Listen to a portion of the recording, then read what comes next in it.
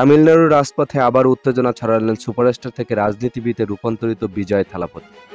তিরুচিরাপল্লীতে তার রাজনৈতিক সফরের জনসমাগমে রূপ নেয় জনসমুদ্রে।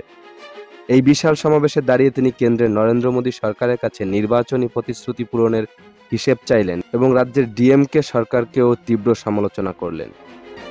দৃঢ়কণ্ঠে ঘোষণা দিলেন আগামী নির্বাচনে তার দল তামিলগা ভেত্রিকাজাগাম টিভিকে স্বাধীনভাবে প্রতিদ্বন্দ্বিতা করবে।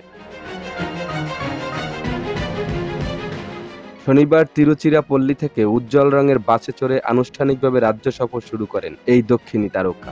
তিনি স্পষ্ট করলেন, রাজনীতির মাঠে তিনি দৃঢ়প্রতিজ্ঞ। মাইক হাতে নিয়ে তিনি কেন্দ্রের বিজেপি এবং রাজ্যের ডিএমকে সরকারের বিরুদ্ধে জনগণকে প্রতারণার অভিযোগ তুললেন। ডিএমকের গত নির্বাচনের 2 ডজন প্রতিশ্রুতির একটি তালিকা হাতে নিয়ে তিনি জানতে চাইলেন কেন এগুলো পূরণ হয়নি। তিরুচিরাপল্লীর রাস্তায় ভক্তদের উচ্ছ্বাস আর স্লোগানে মুখরিত হয়ে উঠল পরিবেশ। বিজয় থালাপতির এই 98 দিনের রাজ্য সফর ডিসেম্বরে শেষ হবে।